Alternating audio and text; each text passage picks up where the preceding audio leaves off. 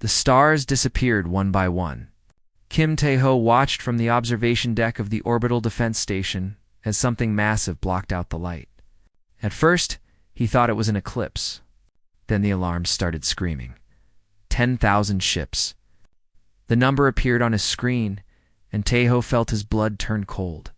10,000 warships, each one larger than anything humanity had ever built. They filled the space around Earth like a swarm of metal insects, their dark holes reflecting nothing. Tae-ho was 63 years old. He had fought in the Mars Rebellion 20 years ago. He had seen death and war and terrible things, but he had never seen anything like this. Park Hannah ran onto the observation deck. She was his second in command, a woman of 40 with sharp eyes and a sharper mind. She stopped beside him and stared at the alien fleet. "How many?" she asked. 10,000, Tae-ho said. His voice was calm. He did not feel calm. The communication screen flickered. A face appeared. It was not human. The creature had gray skin stretched tight over a skull-like head. Its eyes were completely black, like two holes into empty space. When it spoke, its voice was cold and flat. "I am High Commander Valthus of the Valorian Dominion. We have conquered 47 species across 3 galaxies. Your planet has been selected for absorption into our empire. You have 6 standard hours to surrender unconditionally. If you refuse, we will destroy every living thing on your world. This is not a negotiation. This is a statement of fact." Screen went dark. Tae-ho and Hannah stood in silence. Around them, crew members were crying or praying or simply staring at nothing. One young officer had fallen to his knees. Admiral Hannah said quietly, "What do we do?" Tae-ho looked at her. Then he looked at the alien fleet blocking out the stars. He thought about his wife who had died 10 years ago. He thought about his daughter, who lived in Seoul with her 2 children. He thought about the billions of humans on the planet below, all of them now facing death. Then he did something strange. He laughed. Hannah stared at him. "Admiral, call the Defense Council," Tae-ho said. "We need to give these creatures our answer." 1 hour later, the leaders of Earth gathered in a secure bunker beneath the Swiss Alps. Presidents, generals, scientists, and admirals appeared on screens from around the world. They were all afraid. Some were crying. Many were already talking about surrender. "Cannot fight them," said the president of the European Federation. "Look at their ships. One of them is larger than our entire fleet combined." "They will kill us all if we resist," said another leader. "We must accept their terms." Tae-ho stood before them all. He was just a military man, not a politician. But everyone was looking at him now, waiting for him to speak. "I have studied history," Tae-ho said slowly. "I have studied every war humanity has ever fought. And I have learned one thing. When you surrender to an enemy who sees you as nothing, you become nothing. These Valorians have conquered 47 species. Do you know what happened to those species? They became slaves. They lost everything. Their cultures, their languages, their freedom. Everything. But we will survive," someone argued. "Will we?" Tae-ho asked. "Or will we just exist? There is a difference."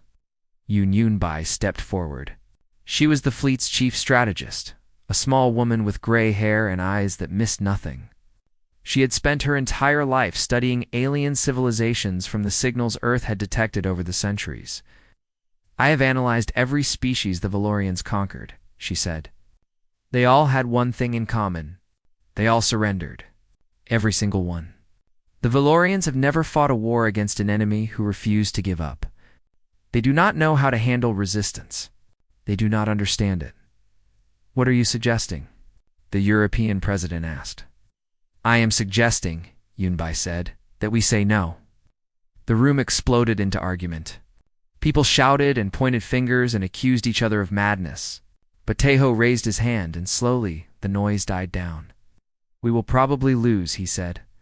"I will not lie to you. We are outgunned and outnumbered. But I would rather die fighting than live as a slave. And I believe most humans feel the same way." He looked at each leader on the screens. Some looked away, but others met his eyes. And in those eyes, he saw something. A spark. a flame that had never gone out in all of human history. "Send them our answer," Teho said. The message was broadcast on every frequency. It reached the Valorian command ship within seconds. High Commander Valthus received it personally. The message was one word: no. But that was not all. Along with the word came something else. A sound. The sound of humans laughing. It was not nervous laughter or scared laughter. It was the laughter of people who had decided they were not afraid anymore. It was the laughter of defiance. Valthus listened to the recording. He had conquered 47 species. He had received thousands of surrender messages. He had heard begging and crying and pleading, but he had never heard this. "What is this sound?" he asked his officers. "It appears to be a vocal expression," one officer said. "Our translators identify it as laughter. It usually indicates amusement or joy." Valthus did not understand. These humans were facing total destruction. Why would they laugh? On Earth, Teho stood on the observation deck and watched the alien fleet. Hannah stood beside him. "They will attack now," she said. "Yes," Teho agreed. "We will lose many people." "Yes." Hannah was quiet for a moment. Then she asked, "Do you think we made the right choice?" Teho thought about it. He thought about his grandchildren. He thought about all the children on Earth who would grow up in this war. He thought about the fear they would feel and the pain they would suffer. But he also thought about something else. He thought about what those children would become if they grew up as slaves. He thought about a future where humans had no freedom, no hope, no pride, and he knew that was not a future worth living. "Yes," he said. "I think we did." The first Valorian weapons fired. The war had begun. The sky burned for 3 days. Choi Young-soo flew his fighter through clouds of fire and metal. Around him, his squadron died, one by one. He heard their final screams through the radio before their ships exploded into pieces. He was 28 years old. He had been a pilot for 6 years. He had always thought he was ready for war. He was wrong. Nothing could prepare anyone for this. The Valorian plasma cannons were like nothing humans had ever faced. One shot could destroy an entire space station. One ship could kill 1,000 human fighters, and they had 10,000 ships. Black Phoenix 7. "Report!" Young-soo called into his radio static. Black Phoenix 12. "Report. More static. Anyone please respond." Silence. Young-soo was alone. His squadron of 40 pilots had been reduced to one. Him. But he did not run. Instead, he flew straight toward the nearest Valorian dreadnought. His weapons could not damage it. His shields could not protect him. But his sensors could record data. Every second he survived was another second of information sent back to Earth. He flew close enough to see the alien hull. It was black and smooth, like the skin of some terrible sea creature. Strange symbols were carved into the metal. Young-soo did not know what they meant, but they made him feel cold inside. A plasma bolt passed so close to his ship that the heat melted part of his wing. Young-soo pulled hard on his controls and dove away. He had survived another 10 seconds. That was 10 more seconds of data. On Earth. General Beak Sora watched the battle from the command center beneath Seoul. She was 55 years old, the face that had seen too many wars. Her hands did not shake as she gave orders, but inside, her heart was breaking. "Orbital Station 7 has fallen," an officer reported. "Orbital. Station 9 is not responding. We have lost contact with the Pacific Fleet." Sora closed her eyes for a moment. When she opened them, her voice was steady. "Begin civilian evacuation to the deep bunkers," she said. "All of them. Every city, every town, every village. Get everyone underground." The evacuation had been planned years ago, after the Mars Rebellion. Tunnels had been dug 3 kilometers beneath the surface. They could hold 500 million people. It was not enough for everyone, but it was something. Across the world, people ran for their lives. Mothers carried children. Old people helped each other walk. Soldiers guided crowds into tunnel entrances, while the sky above them turned red with fire in Seoul. A young teacher named Jang Seung-ho carried his elderly mother on his back. His father had died years ago. His mother was all he had left. "Leave me," his mother said. "I am too slow." "Save yourself," Nosunko said. He did not explain. He did not argue. He simply kept walking. They reached the tunnel entrance just as a Valorian ship flew overhead. Sung-ho looked up and saw the alien vessel, dark against the burning sky. He felt no fear. He felt only anger. A deep, cold anger that settled into his bones like ice. "I will remember this," he whispered to himself. "I will remember." Above the planet, Admiral Taeho made a terrible decision. All remaining ships. "Retreat to the asteroid belt," he ordered. "Admiral, we cannot abandon Earth," Park Hana protested.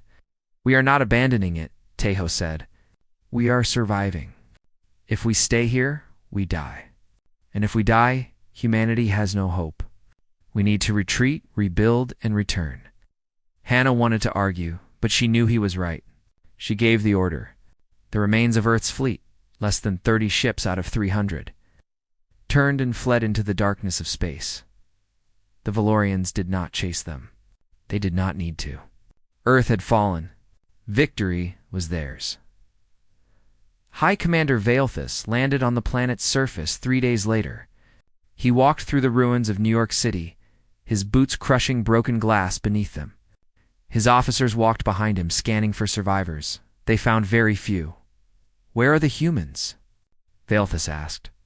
"A planet of 8 billion people, and we have captured only a few thousand." "They appear to have gone underground, Commander," an officer said. "Our scans show tunnel networks extending across the entire planet." Valethus frowned. Other species had tried to hide from the Valorians. It never worked. Eventually, they all came out. They had to. Underground, there was no food, no water, no sunlight. They would surrender soon enough. But something else bothered him. The humans they had captured did not behave like other species. They did not beg. They did not cry. They did not offer information in exchange for their lives. They simply sat in their cells and stared at their captors with cold eyes. One prisoner was different from the others. Her name was Han Mira, and she was a scientist. She had been captured when her research facility was destroyed. She was brought before Valus for questioning. "Tell me about human weaknesses," Valus commanded. "Tell me how to break your species." Mira looked at him. She was 60 years old, with white hair and a face full of wrinkles. She looked like a kind grandmother. But her eyes were hard as stone. "You have made a mistake," she said. "You are in no position to tell me about mistakes." Valethus replied. "You have conquered species who valued survival above all else," Mira continued. "They surrendered because they wanted to live. But humans are not like that. We have a saying on Earth. Revenge is a dish best served cold. Do you understand what that means?" Valethus did not answer. "It means we do not forgive," Mira said. "And we do not forget. You have killed millions of our people. You have destroyed our cities. You have taken our world. And now every human alive has only one thought in their mind: revenge." She leaned forward, and for a moment, Valethus felt something he had not felt in 1,000 years. He felt uncomfortable. "We hold grudges," Mira said. "We hold them forever. And one day, when you least expect it, we will come for you. All of you." Then she laughed. That same terrible laughter that had come with the rejection of surrender. Valethus ordered her taken back to her cell. But that night, he could not sleep. He kept hearing that laughter in his mind. For the first time in his long life, he wondered if he had made a terrible mistake. 3 years passed. 3 long, dark, terrible years. On Earth, the Valorians called it occupation. The humans called it war. Every day, somewhere on the planet, something exploded. A Valorian patrol vehicle, driving through what was once Tokyo, a supply depot in the ruins of London, a communication tower in the middle of the Sahara Desert. The humans struck without warning, killed without mercy, and disappeared without a trace. No, Kite led one of the largest resistance cells. Before the invasion, he had been a history teacher in Busan. Now he was a soldier. He lived in the tunnels beneath the city. sleeping on cold stone and eating whatever food they could grow in underground farms. He was 42 years old. His wife had died in the first attacks. His son had been killed trying to protect a group of children from Valorian soldiers. Kite had nothing left to live for except one thing: revenge. "Purport," he said to his second in command, a young woman named Li Sumin. "The target is ready," Sumin said. "The Valorian commander will pass through Sector 7 in 2 hours. Our people are in position." Kite nodded. "Good. Make sure no one is captured. Dead humans tell no secrets."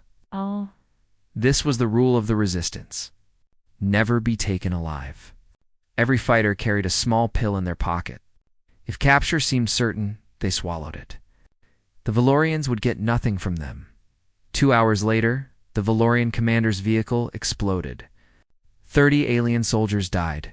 Kite's fighters disappeared into the tunnels before the enemy could respond. "Hi," Commander Valethist received the news in his headquarters. Built on the ruins of the United Nations building in New York, he slammed his fist on the table. 3 years, he said. 3 years, and we still cannot control this planet. We have conquered worlds in weeks. Why can we not break these humans? His officers had no answer. The truth was simple, but terrible. Humans did not know how to give up. Other species, when beaten, accepted their defeat. They stopped fighting. They became obedient. But humans kept fighting even when there was no hope. They seemed to find joy in resistance itself. The occupation was costing the Valorian Dominion more ships and soldiers than the original invasion. For every human they killed, 2 more seemed to appear. The tunnels beneath Earth's surface were endless, and the Valorians could not find them all. "We should destroy the planet," one officer suggested. "Glass the entire surface. Kill everything. Admit that we cannot defeat a single species." Valethus replied, "The Emperor would have us executed for such failure? No, we will break them. Eventually they will run out of food, water, and weapons. Then they will surrender." But secretly, Valethus was not sure. He had looked into human eyes. He had seen something there that he did not understand. Something that frightened him. Far from Earth, beyond the asteroid belt, Admiral Kim Taho was not hiding. He was building. The asteroid series was the largest object in the belt. From the outside, it looked dead and empty. But inside, in hollowed-out caverns miles across, humanity was creating its revenge. Kong Huan-Wu was the chief engineer of the Prometheus program. He was 35 years old, thin and tired, with dark circles under his eyes from years of sleepless nights. But his hands were steady as he worked on the ship before him. How long? Taeho asked, standing beside him. 6 more months, Huan-Wu said. Maybe less if we push harder. Oh. Taeho looked at the ship. It was smaller than a Valorian dreadnought, but it was beautiful in a terrible way. Its hull was sharp and angular, designed for speed and aggression. Its weapons were unlike anything the galaxy had ever seen. "Tell me about the graviton lances again," Taeho said. Huan-Wu smiled. It was not a happy smile. It was the smile of a man who had created something dangerous. "Plasma and kinetic weapons push matter away," he explained. "Graviton lances pull matter apart. They create tiny tears in space itself. The target does not explode. It implodes. Collapses into itself. No shield in existence can stop it because it does not attack the shield. It attacks the space the shield occupies." Taeho nodded slowly. "How many ships can we build?" 12. "We do not have resources for more. 12 ships against 10,000. "Yes, Admiral." Taeho was silent for a long moment. Then he said, 12 will be enough. It has to be. Captain Shindahi trained the crews who would fly these ships. She was 40 years old, former test pilot who had survived the retreat from Earth. She pushed her pilots harder than anyone had ever been pushed before. Again, she commanded, watching a simulation on her screen. You hesitated for 0.3 seconds. In real combat, you would be dead. The pilot, a young man named Park Jun-ho, wiped sweat from his face. "Yes, Captain." Again, there was no room for mistakes. Every pilot knew that their 12 ships had to kill thousands of enemy vessels. The math was impossible. But humans had always been good at doing impossible things. On Earth, Dr. Han Mira remained a prisoner. But she was not helpless. She had learned the Valorian language. She had studied their behavior. And she had discovered something important. The Valorians were afraid. They did not show it openly. They were too proud for that. But Mira could see it in the way they walked, the way they spoke, the way they constantly looked over their shoulders. 3 years of endless resistance had broken something inside them. She began feeding them false information. Small lies, carefully designed. She told them the resistance was weakening. She told them the underground farms were failing. She told them humans were starting to lose hope. The Valorians believed her. They wanted to believe her. They needed to believe that victory was close. Valethus reported to the Valorian Emperor that Earth was nearly pacified. He said the human resistance would collapse within months. He said the occupation would soon be complete. He was wrong about everything. In the tunnels beneath Busan, Akite received a message. It was encoded, sent through a chain of hidden transmitters that stretched from Earth to the asteroid belt. The message was short. 6 months. Be ready. Akite read it and smiled for the first time in 3 years in the Ceres shipyard. Admiral Tejo stood before his 12 new warships. Behind him stood his crew, survivors who had lost everything and feared nothing. We are coming home, Tejo said quietly. And when we arrive, the Valorians will learn what humanity truly is. The silent years were ending. The time for revenge was near. The signal came at midnight. Deep in the tunnels beneath Busan, Nokita's radio crackled to life. 3 words came through the static, spoken in Admiral Tejo's voice. We are home. Kite closed his eyes for a moment. He thought about his dead wife. He thought about his dead son. He thought about all the friends he had buried over 3 years of resistance. Then he opened his eyes and gave the order. Wake everyone. Tonight, we take back our world. Across the planet, hidden in tunnels and caves and abandoned buildings, resistance fighters heard the same signal. Men and women who had waited and suffered and died for 3 years finally had hope. They picked up their weapons and prepared for war. In orbit above Earth, the Valorian fleet floated in lazy confidence. 10,000 ships arranged in perfect formations. They had grown comfortable. They had grown careless. No enemy had ever challenged them after occupation. No species had ever returned from defeat. High Commander Valethus was sleeping in his quarters when the alarm started. Screaming, 12 ships appeared out of hyperspace. They did not emerge in front of the Valorian fleet, where weapons were pointed. They appeared behind it. In the gap between the command vessels and the planet, the first graviton lance fired before the Valorians could react. Admiral Tejo watched from the bridge of his flagship, the Retribution. The Valorian dreadnought did not explode. It collapsed. The metal hull crumpled inward like paper being crushed by an invisible hand. Lights flickered and died. The massive ship, home to 10,000 enemy soldiers, became a ball of twisted wreckage in 3 seconds. Target the next vessel, Tejo commanded. 3 more dreadnoughts died before the Valorians understood what was happening. Their shields, designed to stop plasma and kinetic weapons, did nothing. The graviton lances attacked space itself. There was no defense. Parkana coordinated the attack from her position beside Tejo. Her voice was cold and precise. Enemy fleet is responding. Multiple ships rotating to face us. All ships, scatter pattern Alpha, Tejo ordered. Do not let them concentrate fire. The 12 human warships broke formation and flew in different directions. They were smaller and faster than anything the Valorians had faced. They moved like deadly fish swimming through an ocean of slow whales. Yunbai had planned this battle for 3 years. Every movement was calculated. Every attack was targeted at maximum effect. The human ships did not try to destroy the entire Valorian fleet. That was impossible. Instead, they aimed for specific targets. Command ships, communication vessels.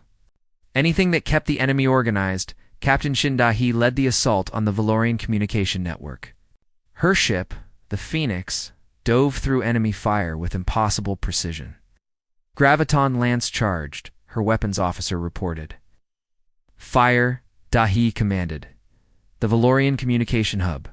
A massive station that connected all 10,000 ships collapsed into itself.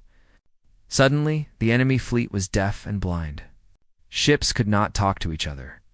Commanders could not give orders. The perfect formation became chaos. On the planet's surface, Kite's resistance fighters struck at the same moment. Power grids went dark across every Valorian-controlled city. Communication towers exploded. Armories were breached by humans who had memorized their locations over 3 years of careful watching in Seoul. Jang Seung-ho emerged from the tunnels for the first time in months. He was no longer the young teacher who had carried his mother to safety. 3 years of war had changed him. His eyes were cold. His hands knew how to kill. His mother had died last year. Starvation. There was never enough food in the tunnels. Seung-ho did not speak as he moved through the dark streets. He did not need to. His weapon spoke for him. Every Valorian he found, he killed. He felt nothing. Just cold satisfaction, like scratching an itch that had bothered him for 3 years. General Beak. Sora led 200,000 soldiers out of the bunkers. They had trained in darkness for 3 years, preparing for this moment. They rose from subway tunnels, from sewers, from abandoned mines. They appeared everywhere at once, like ghosts coming out of the ground. Vance, Sora commanded. Show no mercy. Give them what they gave us. The Valorian ground forces were not ready. They had spent 3 years fighting shadows and guerrillas. Now, they faced an actual army, armed with stolen Valorian weapons and burning with hatred. Park. Hannah led the strike team that attacked the Valorian planetary headquarters. They crashed through the walls and armored vehicles, fighting their way through corridor after corridor. Seung-ho was part of her team. He moved like a machine, killing with efficiency and silence. Clear left, Hannah called. Clear right, another soldier responded. They reached the command center. Inside, they found Valorian officers trying to contact their fleet. They did not succeed. The communication network was destroyed. Where is Valthus? Hannah demanded. A captured officer pointed upward. He returned to the flagship when the attack began. Hannah smiled. It was not a friendly smile. Good, he can die in space instead of here. Above the planet, the space battle continued. The Valorians had recovered from their initial shock. They were fighting back now, their plasma cannons filling space with deadly fire.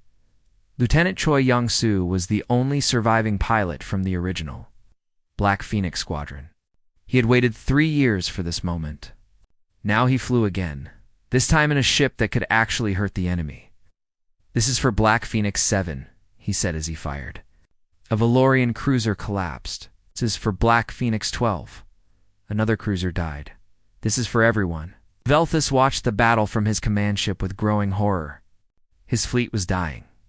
His ground forces were being overrun. Everything was falling apart. He ordered reinforcements from the outer colonies. 50 more warships would arrive within hours. But strategist Yun Bai had planned for this.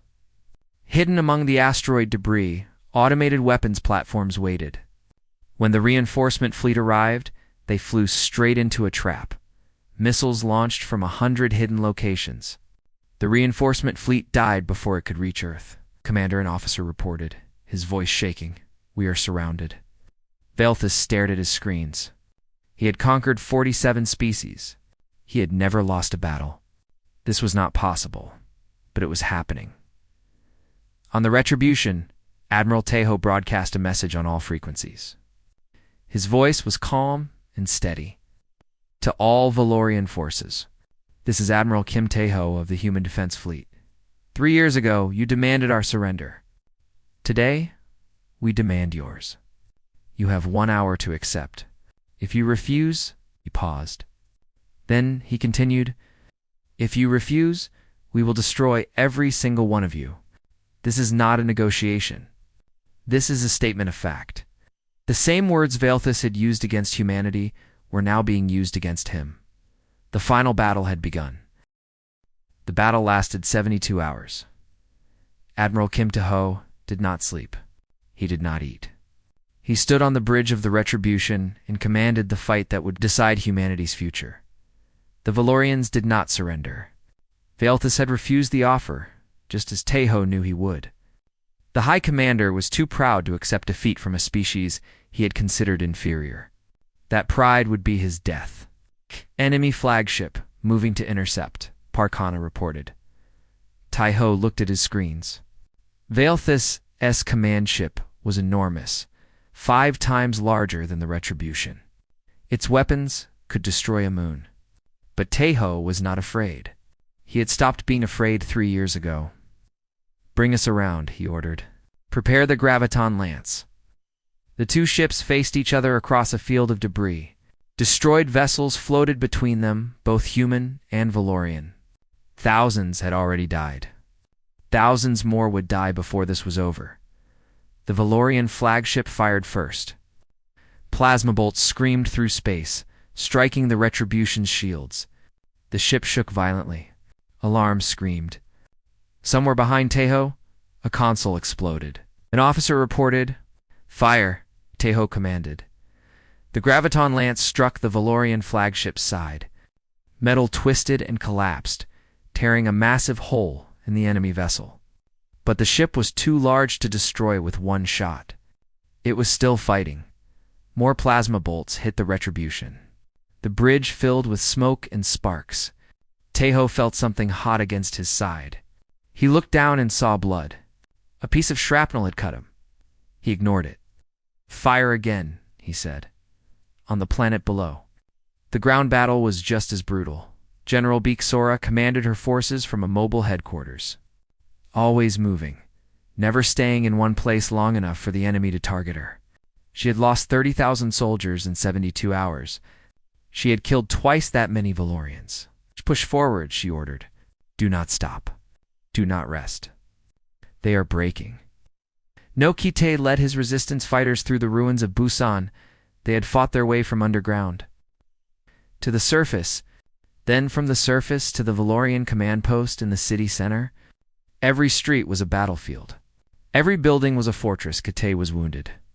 A plasma burn on his left arm made it useless. But he kept fighting with his right hand, pulling the trigger of his rifle until it ran out of ammunition. Then he picked up a fallen Valorian weapon and kept going. "For my wife," he whispered as he killed. "For my son." Zhang Sungho fought beside him.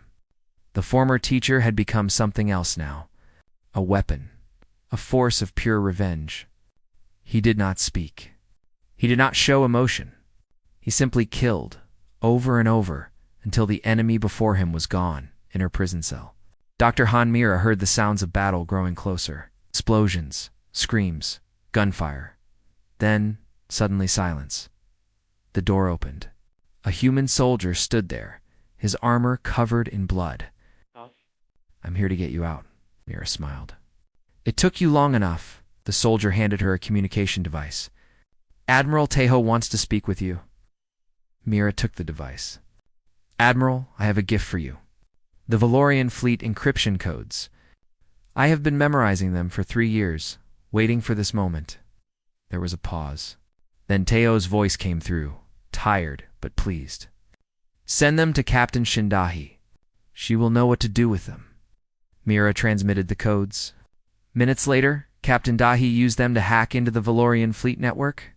Suddenly, humans could see every enemy ship, every order, every movement.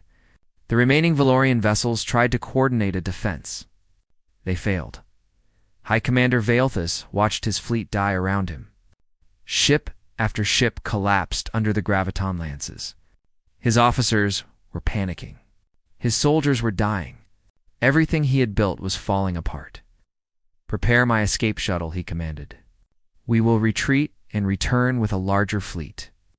His officers obeyed. Vaelthus ran to the shuttle bay, leaving his dying ship behind. He had never run from battle before. He had never needed to. But today, for the first time in his long life, he was afraid. Lieutenant Choi Young-soo saw the escape shuttle launch from the Valorian flagship. He had been waiting for this moment, watching, hoping. "I see him," Young-soo said quietly. Choi, do not engage, Tahi commanded through the radio. That shuttle is heavily shielded. Your weapons cannot penetrate it. I know, Yangsu said. He thought about his squadron. 40 pilots who had died gathering data in the first days of the war.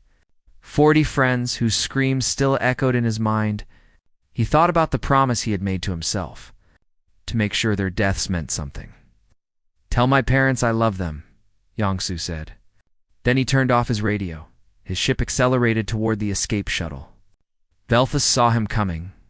The High Commander's eyes widened with something that might have been feared. Yangsu did not slow down. The two vessels collided.